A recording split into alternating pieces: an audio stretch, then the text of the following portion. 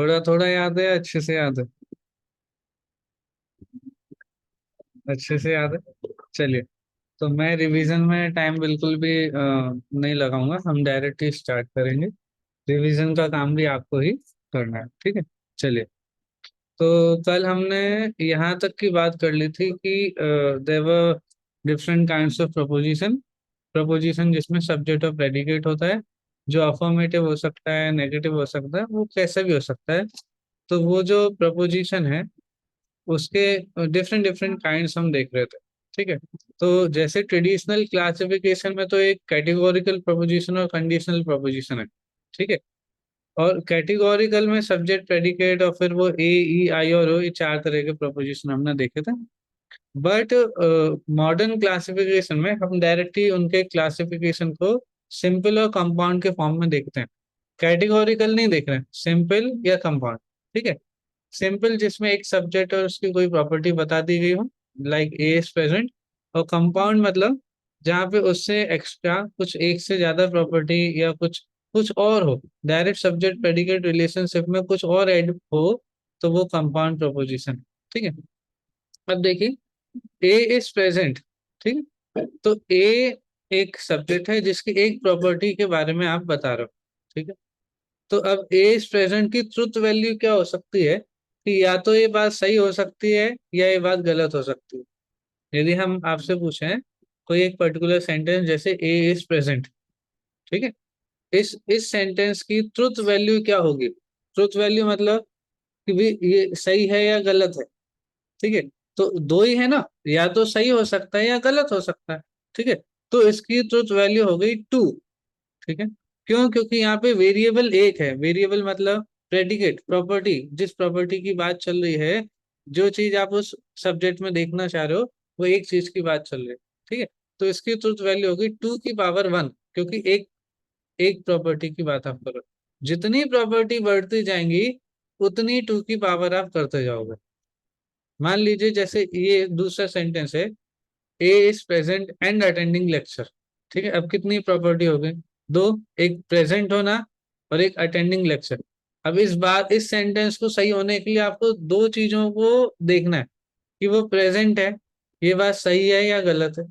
फिर वो lecture attend कर रहा है, ये बात सही है या गलत है। आप पूरे की देखोगे तो चार संभावनाएं बन जाएंगी, ठीक है। तो वो इसीलिए इसकी ट्रुथ वैल्यू हो जाएगी 2 की पावर n। और यहाँ पर n है 2, एक प्रॉपर्टी, दो प्रॉपर्टी, दो वेरिएबल हो गए, तो इसकी ट्रुथ वैल्यू निकल के आएगी 4। अब आप जितने इसमें वेरिएबल ऐड करते जाओगे उतनी सारी ट्रुथ वैल्यू उसकी होती जाएंगी। अब ये ट्रुथ वैल्यू का हमको क्या करना है? तो चलो हम आगे बढ़ते हैं, वहां पे बात क्लियर होगी, ठीक है। हमको ये जो ट्रुथ वैल्यू, ट्रुथ फंक्शन, इन सारे ये जो 5 तरह के हमने कंपाउंड प्रोपोजिशन देखे हैं, इनकी हमको ट्रुथ वैल्यू देखनी है, ठीक है। ट्रुथ फंक्शन भी बोलते हैं, वो हमको देखना है, ठीक है। देखिए, सबसे पहला जो है वो है नेगेटिव प्रपोजिशन, ठीक है। नेगेटिव प्रपोजिशन मतलब कि जैसे हमने ए इज प्रेजेंट बोला था ना, अब इसकी जगह बोल दो ए इज नॉट प्रेजेंट, या फिर इसको दूसरे तरह से भी बोला जाता है, it is not the case that A is present, ठीक है। यदि आप लॉजिक में जाओगे तो वो इस तरह से ही इसको बोलेंगे, it is not the case that A is present, ठीक है। तो अब इसकी तो वैल्यू के लिए क्या करना है कि जो आपके प्रपोजिशन की वैल्यू होगी उसको रिवर्स करना है। ये आपके प्रपोजिशन, मतलब मान लीजिए ये था आपका प्रपोजिशन ए इज प्रेजेंट। अब इसके आगे यदि ये लिखा है it is not the case, तो आपको कुछ नहीं करना, बस रिवर्स करना। प्रपोजिशन की जो वैल्यू होगी ट्रू होगा तो नेगेशन की वैल्यू फॉल्स हो जाएगी। प्रपोजिशन की वैल्यू यदि फॉल्स होगी तो इसकी वैल्यू ट्रू हो जाएगी, ठीक। If P is true then negative, negation is false, and vice versa, ठीक है। ख्याल में आ गया? अभी इसके क्वेश्चंस देखेंगे, ठीक है। बिल्कुल शॉर्ट आंसर्स भी सामने रहेंगे, लेकिन फिर भी आपको अपना माइंड भी लगाना। दूसरा है कंजंक्शन, ठीक है, या कंजंक्टिव, ठीक है, प्रपोजिशन। इसका मतलब एंड, मतलब जहाँ पे आप दो को जोड़ रहे हो, A is present and attending lecture.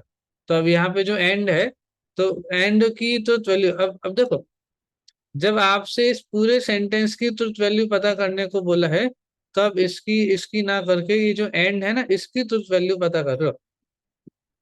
इसकी एक वैल्यू है, इसकी सॉरी, इसकी दो वैल्यू है, इसकी दो वैल्यू। और उनके बेसिस पर आप इसकी ट्रुथ वैल्यू पता करो। ठीक, कैसे होता है वो, ऐसे हो जाएगा देखो। पी क्या हो सकता है, पी और क्यू हो गया ना, पी एंड क्यू।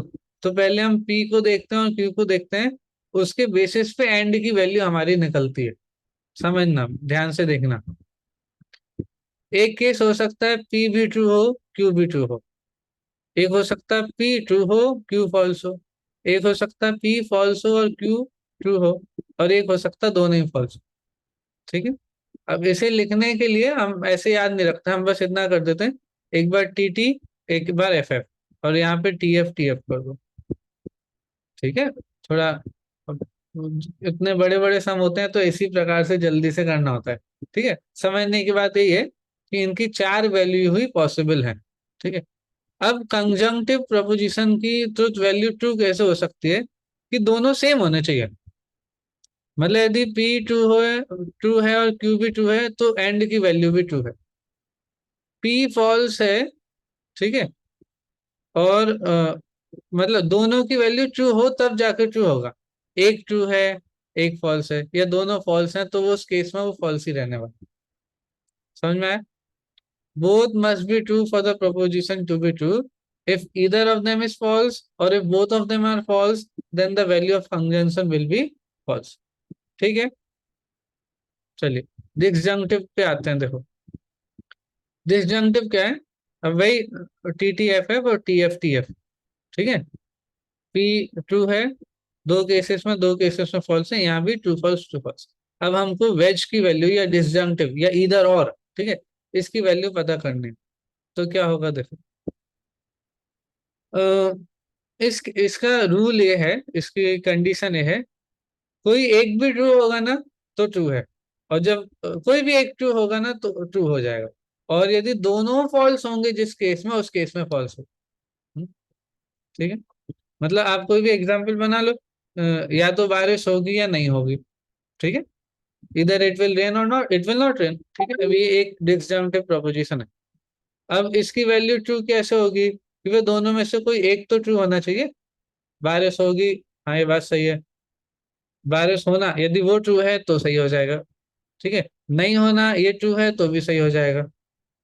लेकिन दोनों ही नहीं हो, एक ऐसे बनेगा। यदि दोनों नहीं होंगे, दोनों ही फॉल्स होंगे, उस केस में डिसजंक्टिव की वैल्यू फॉल्स होगी। ठीक है। अब एक और इसका वो है कि दोनों में से किसी ने एक को तो फॉल्स होना ही चाहिए। दोनों ट्रू नहीं हो सकते, वो एक स्ट्रॉन्ग सेंस माना जाता है। ठीक है, कि एक को तो फॉल्स होना ही चाहिए। और एक वीक सेंस में हम देखते हैं कि यदि दोनों ट्रू भी हैं तो भी हम उसे ट्रू मान लेते हैं।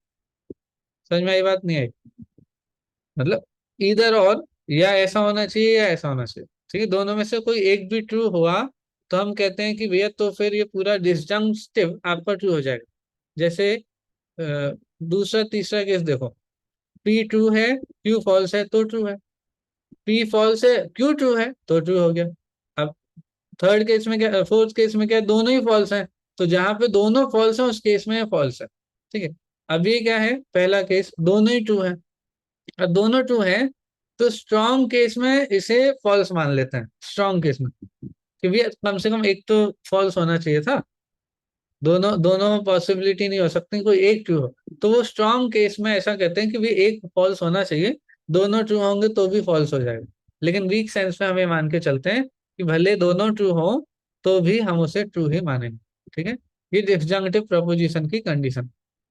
ठीक है।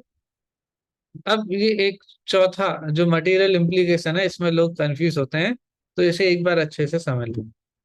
मटेरियल इम्प्लीकेशन मतलब इफ देन। ठीक है। इफ देन मतलब if there will be smoke there will be fire.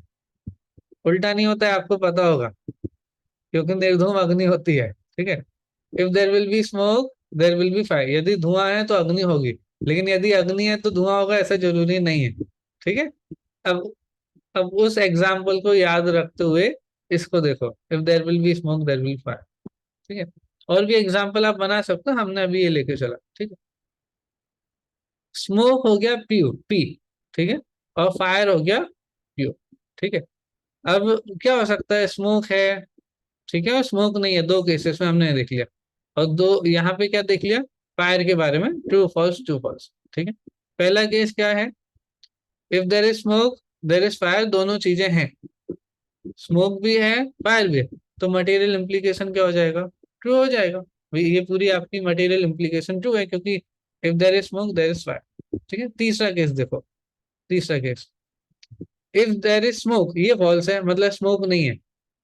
ठीक है, फायर फायर है, तो ये फिर भी ट्रू हो सकता है, क्यों, क्योंकि निर्धूम अग्नि वाला एग्जाम्पल यहाँ लगा कि भैया स्मोक तो नहीं है, लेकिन बिना स्मोक के फायर तो फायर है। ठीक है, तो इस कंडीशन में भी ये ट्रू होगा, क्योंकि बिना धुएं की भी अग्नि पाई जा सकती। चौथा केस देखो, if there is smoke there is fire, ना स्मोक है ना फायर है, कोई प्रॉब्लम नहीं, तो भी ट्रू है भाई, दोनों ही चीज नहीं है, स्मोक भी नहीं है फायर भी नहीं है, ये कंडीशन भी बन सकती है ना। अभी जैसे आपके सामने स्मोक भी नहीं है, ये भी फॉल्स, स्मोक है क्या, फॉल्स नहीं है, फायर है क्या, फॉल्स नहीं है, तो इस केस में भी ये ट्रू हो जाएगा। ठीक है, ये सिर्फ एक केस में फॉल्स हो सकता है, कब, कि आपने बोला स्मोक है, हाँ है, फायर है कि फायर नहीं है, तो भैया बिना फायर के स्मोक कैसे थी। ठीक है, तो if there is smoke there is fire, यदि स्मोक ट्रू हो और फायर फॉल्स हो जाए, तो उस केस में इम्प्लीकेशन फॉल्स होगा। ठीक है, मतलब यदि एंटीसीडेंट, मतलब जो पहले वाला बोलते हैं मटेरियल इम्प्लीकेशन में जो इफ के साथ होता है उसको बोलते हैं एंटीसीडेंट, और देन के बाद जो होता है वो कॉन्सिक्वेंट। एंटीसीडेंट पहले वाला, कॉन्सिक्वेंट मतलब बाद वाला, इफ एंटीसीडेंट कॉन्सिक्वेंट देन। ठीक है, तो एक ही केस में कंडीशन फॉल्स हो सकती है, मटेरियल इम्प्लीकेशन फॉल्स हो सकता है, if antecedent is true and consequent is false, then false. All other condition में वो, ऑल अदर केसेस में वो क्या रहेगा, ट्रू रहेगा। ठीक है, एग्जाम्पल से थोड़ा ख्याल में आ गया होगा। चलिए, फिफ्थ है इक्विवेलेंट या बाय कंडीशनल।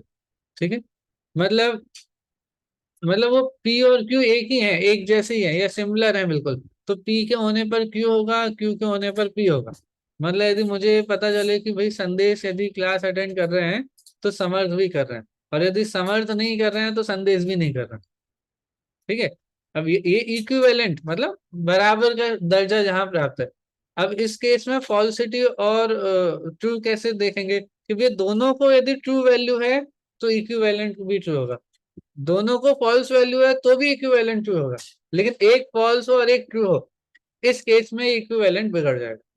मतलब इक्वल वैल्यू है, पी और क्यू दोनों ट्रू हो, ये दोनों फॉल्स हो, तब तो ट्रू है, लेकिन एक ट्रू हो एक फॉल्स हो, एक फॉल्स हो एक ट्रू हो, उस केस में ये क्या रहेगा, फॉल्स रहेगा। ठीक है, तो ये पांच हमने कंडीशन, पांच तरह के प्रपोजिशन देखे, कंपाउंड प्रपोजिशन, और उनकी प्रॉपर्टीज भी देख ली, उनकी ट्रुथ वैल्यू देख ली कि किस कंडीशन में आप उनको ट्रू या फॉल्स देखो।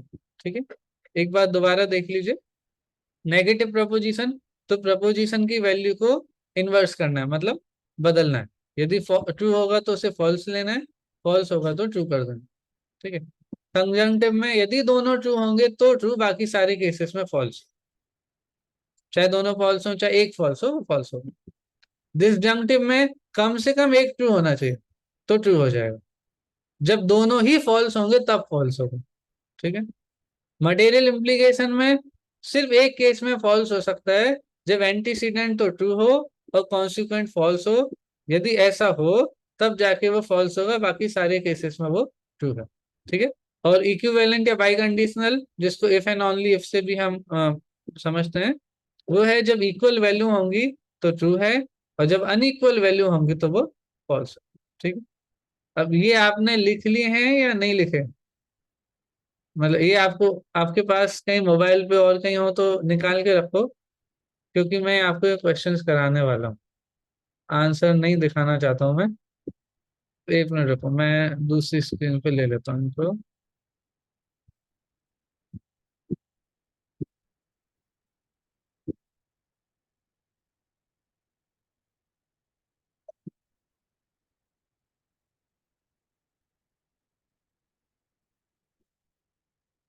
चलो, आपको देखिएगा तो नहीं, और आपको आंसर देना है।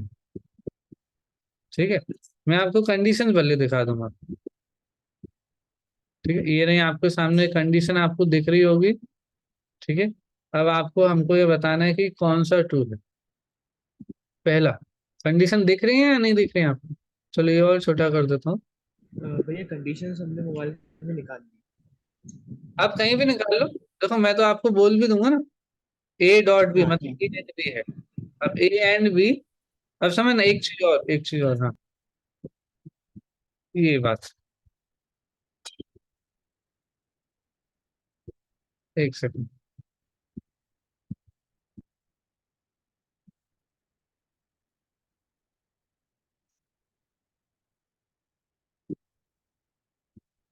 देखो दिख रहा है।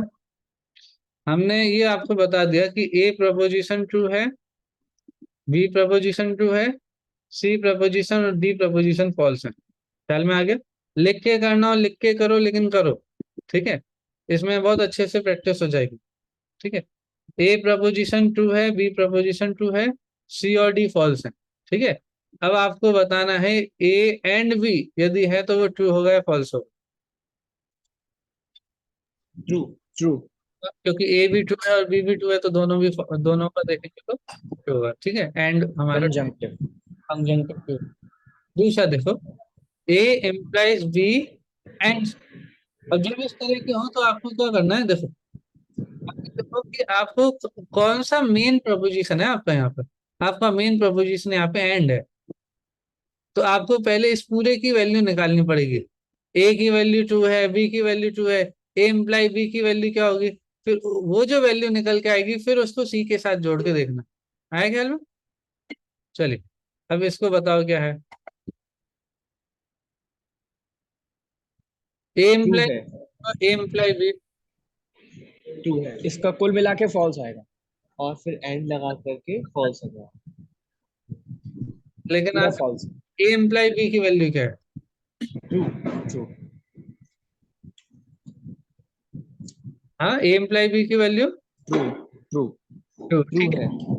हाँ ठीक है, और सी सी है फॉल्स, तो एक ट्रू, ठीक है, तो उसकी वैल्यू फॉल्स।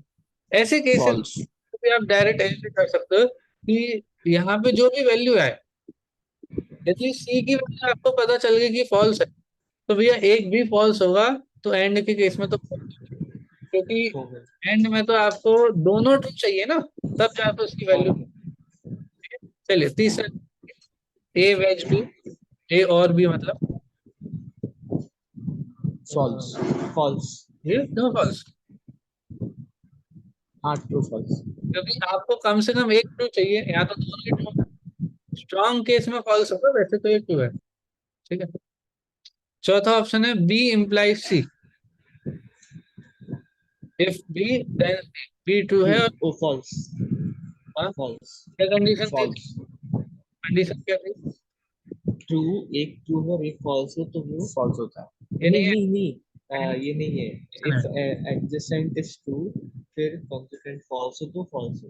मतलब आपका एंटीसीडेंट यदि ट्रू है और कॉन्सिक्वेंट फॉल्स है, उस केस में फॉल्स होगा, और यहाँ पे वही होगा।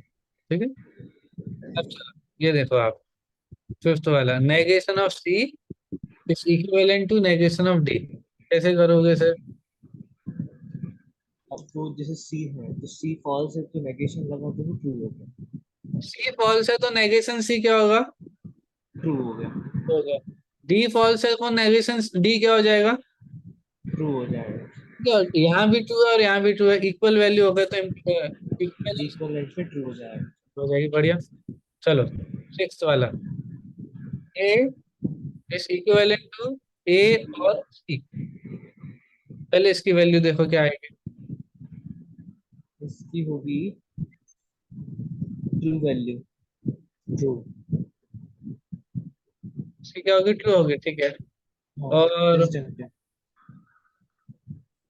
इसकी तो ए वैल्यू, इक्वलेंट ए की वैल्यू क्या है? ट्रू है तो आंसर ट्रू ठीक है, है। तो इसकी ट्रू। वैल्यू क्या हो जाएगी पूरे की? ट्रू। तो ठीक है, सेवन देखो, बी इम्प्लाइज सी इम्प्लाइज, तो पहले तो सी इम्प्लाइज डी की वैल्यू देखो क्या होगी। सी इम्प्लाइज फॉल्स। ट्रू होगा। सी इम्प्लाइज डी फॉल्स कैसे होगा? हाँ sorry. True true true. C implies D true है, ठीक है। और ट्रू है हाँ। तो एक और बात समझना, मटेरियल इम्प्लीकेशन में यदि पहले फॉल्स है एंड है, डेफिनेटली ट्रू होगा। है ना। तो सिर्फ एक हाँ केस फॉल्स हो सकता है ना, जब एंटीसीडेंट ट्रू हो और कॉन्सिक्वेंट फॉल्स हो। यदि एंटीसीडेंट फॉल्स है तो वो डेफिनेटली ट्रू है। ठीक है।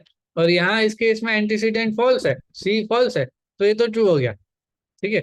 और यहाँ पे अब क्या हुआ, बी भी ट्रू है और ये सी इम्प्लाइज डी भी ट्रू है। ठीक है। तो ट्रू इम्प्लाइज ट्रू क्या होगा, फाइनल क्या होगा सेवंथ का। ट्रू। बढ़िया। आठवां देखो।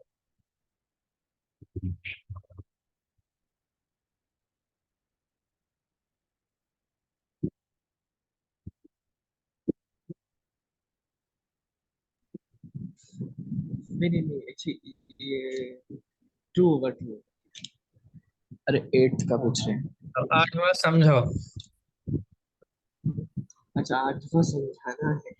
मतलब समझाओ। इसमें ए ए प्लस मतलब ए में कंजक्टिव और नेगेटिव बी है। अब बी अगर पॉजिटिव मतलब यहाँ पर ट्रू है तो नेगेटिव बी हो जाएगा फॉल्स और इस ए पूरे की वैल्यू कंजक्टिव क्या हो गई फॉल्स फिर, हो जाएगा फॉल्स। इस पूरे की ये पूरी वैल्यू क्या वैल्यू हो फॉल्स जाएगी, होगी। फॉल्स हो जाएगी। ठीक है। फॉल्स क्योंकि फॉल्स। एक ट्रू है और ये नेगेशन ऑफ बी, ये फॉल्स हो जाएगा, तो ट्रू और फॉल्स ये फॉल्स हो जाएगा, इसकी वैल्यू फॉल्स है। हाँ ठीक है। यहाँ पे क्या होगा, फॉल्स फॉल्स ये भी फॉल्स हो जाएगा। दोनों फॉल्स हैं इसीलिए फॉल्स है। और अब इसकी वैल्यू क्या हो जाएगी, true false false true. False और फॉल्स होके ट्रू हो जाएगी। बहुत बढ़िया। चलो नाइन्थ वाला। Negative of B disjunctive C तो ट्रू ट्रू होगा और नेगेटिव ऑफ ट्रू फॉल्स हो जाएगा। बी इम्प्लाइज सी ट्रू है, फॉल्स। क्योंकि एक ट्रू है ना। Sorry, B implies B wedge B और सी, ये ट्रू हो जाएगा क्योंकि एक तो ट्रू आई है अपना, और ट्रू का नेगेशन करोगे तो फॉल्स हो जाएगा। बहुत बढ़िया। अब टेंथ वाला देखो। नेगेटिव ऑफ बी मतलब फॉल्स और डिसजंक्शन में है नेगेटिव ऑफ सी मतलब ट्रू। तो false disjunction true. False disjunction true में ट्रू आंसर है। एक ट्रू है तो फिर उसमें कंजक्शन लगाया है तो वो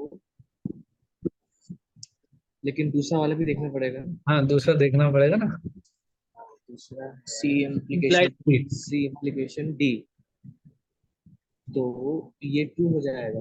क्योंकि सी फॉल्स है तो बिना देखे ही बोल दो ट्रू है, क्योंकि सी फॉल्स है ना। तो जहाँ एंटी स्टूडेंट फॉल्स है वो तो ट्रू ही होगा। ट्रू है। ठीक है। ये ट्रू हो गया और ये क्या था, कंजक्शन ट्रू ये ये भी भी ट्रू। ट्रू था। तो ट्रू एंड ट्रू, तो क्या हो जाएगा ट्रू। ठीक है। चलिए ट्रू 11।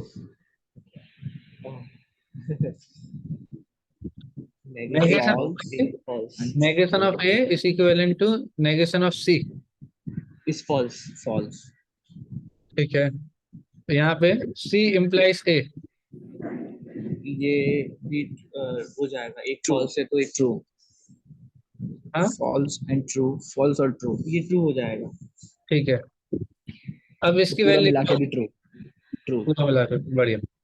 लास्ट वाला देखो एक और। नेगेटिव ऑफ थोड़ा सी। पूरा यहाँ आ नहीं रहा है, चलो मैं यहाँ से दिखा देता हूँ।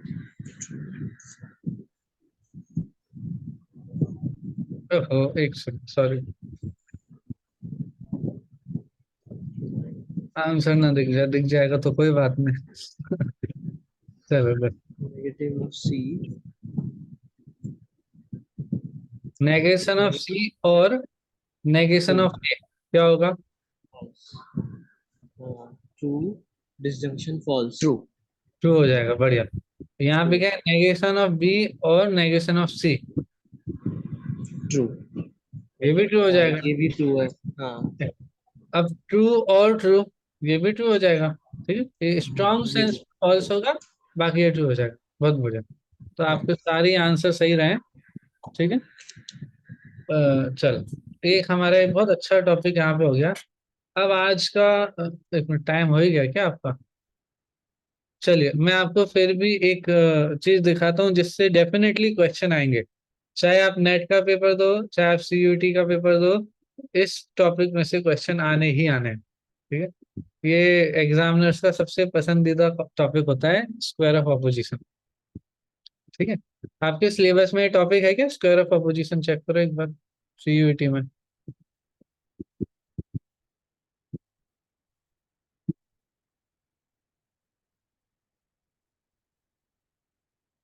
लॉजिक में देखना, लॉजिक के पार्ट में। नहीं है। नहीं है? नहीं। चलो कोई बात नहीं है, तो भी ये आपके मतलब पेपर में इम्पोर्टेंट बहुत रहेगा। मैं एक बार आपका सिलेबस फिर भी देखना चाहता हूँ, लेकिन संदेश ने मुझे सेंड किया था।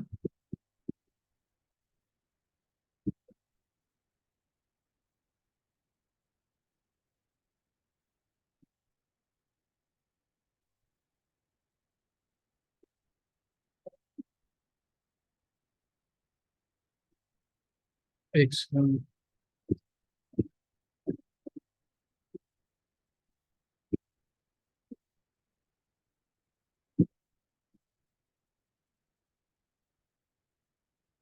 ये ना कैटेगोरिकल सिलोजिज्म, चलिए ये नहीं, ठीक है। तो भी आपके जो फैलेसीज वगैरह आएंगी उसमें ये टॉपिक आ जाएगा। ठीक है, आप करेंगे तो वो आपके काम का ही टॉपिक है, ठीक है। चलिए, नेट वालों के लिए तो ये बहुत ही इंपॉर्टेंट है। उसमें तो क्वेश्चंस आने ही आने हैं, मतलब डेफिनेटली आने हैं।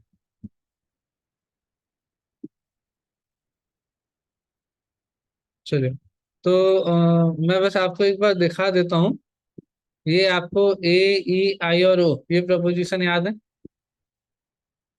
Universal affirmative A proposition, universal negative E proposition, particular affirmative I proposition और पर्टिकुलर नेगेटिव या ओ प्रपोजिशन, ठीक है। अब क्या है, ये जो ए, ई, आई और ओ प्रपोजिशन है, इनके बीच में एक रिलेशन होता है, ठीक है। और इस रिलेशन के बेसिस पर यदि आपको एक के बारे में पता चला कि वो ट्रू है, ठीक है, तो आप बाकी के बारे में भी बहुत कुछ, आप बाकी के बारे में पता कर सकते हो कि भैया उनका क्या स्टेटस होगा। यदि ए प्रपोजिशन ट्रू है, तो ई का क्या हाल है, आई का क्या हाल है, ओ का क्या हाल है, इनके बारे में क्या हम पता कर सकते हैं? पता कर सकते हैं, तो कितना पता कर सकते हैं? वो सारी बात इस स्क्वायर ऑफ अपोजिशन में आएगी, ठीक है। तो इसकी जो कंडीशंस होती हैं, मतलब इनके बीच में जो रिलेशन है ए और ई के बीच में, ए और आई, ई और ओ के बीच में, ए और ओ के बीच में, इन रिलेशंस के बेसिस पर हम देखेंगे कि हम दूसरों को कैसे पता कर सकते हैं, ठीक है, बाकियों को कैसे पता कर सकते हैं। ये पूरा स्क्वायर ऑफ अपोजिशन का कॉन्सेप्ट हमारा एरिस्टोटल ने दिया है, अरस्तु, ठीक है, उन्होंने ये दिया है। तो इस टॉपिक को हम कल देखेंगे, इसकी एक्सरसाइज भी तुरंत हम करेंगे, ठीक। तो ये वाला काम हम कल करेंगे, अभी के लिए इतना रखते हैं, ठीक है। मैं ज्यादा जानबूझ के नहीं ले रहा हूँ, जिससे थोड़ा भारी ना हो जाए। जितना एक दिन में कर रहा हूँ उतना आप करते जाओ, काफी है, ठीक। चलिए। थैंक यू, जय जिनेंद्र। जय हिंद।